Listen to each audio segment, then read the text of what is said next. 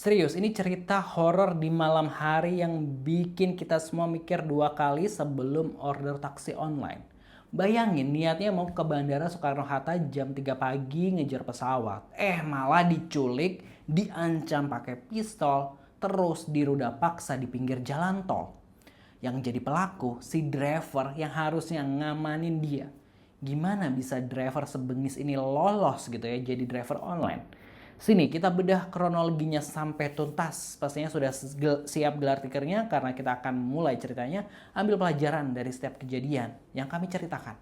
Jangan lupa subscribe. Kali ini kita akan bawain gitu ya cerita yang bikin parno maksimal buat kalian yang suka berpergian apalagi sendirian di jam-jam rawan. Kita semua kan udah familiar banget ya sama yang namanya taksi online. Praktis, gampang gitu ya, tapi ternyata di balik kemudahan itu ada aja oknum-oknum yang bikin kita ini harus ekstra waspada.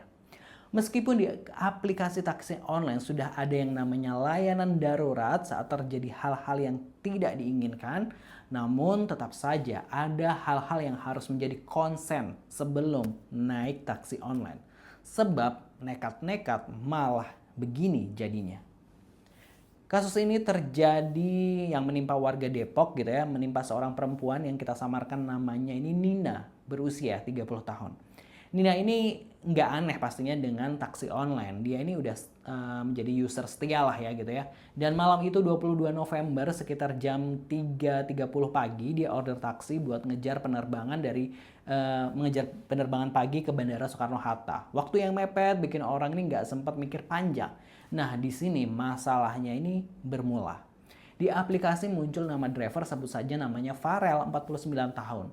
Dia pantau saat mobil datang gitu ya, tapi begitu mobilnya udah nyampe nih, warga ini red flag pertama yang harusnya nggak boleh diabaikan. Nomor mobil di aplikasi ini beda sama dengan mobil gitu yang datang gitu. Jadi platnya ini beda nomornya gitu. Biasanya modus kayak gini nih udah jadi sinyal bahaya loh. Bisa jadi akun yang dipakai ini akun pinjaman atau emang si driver sengaja main curang biar nggak terlacak. Pokoknya kalau ada ketidakcocokan mending batalin aja, jangan nekat ya. Tapi ya namanya orang udah buru-buru gitu ya, takut ketinggalan pesawat gitu. Nina ini mikir gitu ya, udahlah daripada nunggu lagi gitu ya, nanti makin lama gitu ya. Dia pun akhirnya nekat naik. Perjalanan Depok ke Bandara Suta pun dimulai. Awalnya sih biasa aja, nggak ada yang aneh gitu kan ya. Semua berjalan normal gitu ya sampai mereka ini masuk tol Kunciran Cengkareng. Tepat sebelum exit tol Banda gitu ya, warga nih perhatikan modusnya. Si Farel ini tiba-tiba minta izin, "Mbak, sebentar ya, saya mau menepi cuci muka gitu, ngantuk gitu." Masuk akal kan alasannya gitu ya, pasti kita bakal iyain gitu ya, nggak apa-apa deh Pak gitu. Ternyata ini cuma alasan busuk Farel gitu ya. Farel berhenti tapi dia bukannya cuci muka, malah langsung buka pintu penumpang dan duduk di sebelah Nina. Jedar ya.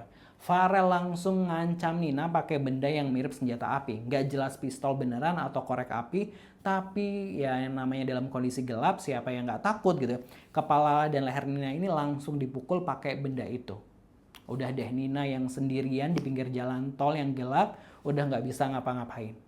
Di bawah ancaman itu, di pinggir jalan tol yang sepi, Farel melakukan tindakan keji, merudah paksa Nina. Gila, ini orang benar-benar nggak punya hati banget. Habis melakukan tindakan kejinya, bukannya nurunin Nina ini ke bandara gitu ya, Farel ini malah bawa balik Nina ke Depok. Dan yang bikin tambah shock, di dalam perjalanan balik itu, Farel masih memaksa Nina buat ngelakuin tindakan seksual lainnya. Nina yang udah trauma cuma bisa pasrah dan ngikutin semua yang diminta si driver biadab ini. Akhirnya Nina ini diturunkan di depan sebuah gang kos di Depok gitu ya. Untungnya Nina ini perempuan pemberani juga dia. Dia nggak tinggal diam, dia langsung lapor polisi Polresta Tangerang gitu ya. Good job ini Nina dengan keberaniannya dan untungnya mendapatkan respon cepat dari pihak kepolisian. Satu hari setelah kejadian itu di tanggal 23, si Farel yang lagi enak-enakan istirahat sama keluarganya di rumah kontrakannya langsung diciduk polisi. Rasain gitu ya, karma instan memang nyata. Nggak ada tempat buat penjahat yang kayak gini. Bener nggak gitu? Dan diketahui jika Farel rupanya mengonsumsi narkoboy jenis sabu sehari sebelum kejadian roda paksa di jalan tol itu. Tentu Farel kini harus mempertanggungjawabkan perbuatan kejinya itu di hadapan hukum. Ngeri banget kan ya? Pelajaran penting buat kita semua, utamakan keselamatan di atas ketergesa-gesaan gitu ya. Kalau ada red flag kayak nomor mobil beda, please jangan nekat, batalkan gitu ya, karena bahaya bisa datang dari mana aja gitu ya, bahkan dari orang yang kita anggap sebagai penyedia jasa aman gitu ya. Perlu juga kalau misalnya akhirnya pakai mobilnya ya di foto-foto gitu, dikirim ke orang yang dipercaya.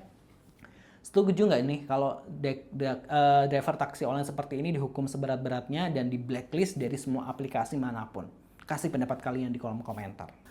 Nah, buat warga Gelar Tikar yang memiliki cerita yang bisa dijadikan pelajaran, baik itu percintaan atau yang lainnya, boleh kirimkan ceritanya ke email kotakemail.abc@gmail.com, boleh dalam bentuk teks atau audio, agar bisa dijadikan pelajaran buat kita semua gitu ya. Nanti akan kita ceritakan ulang.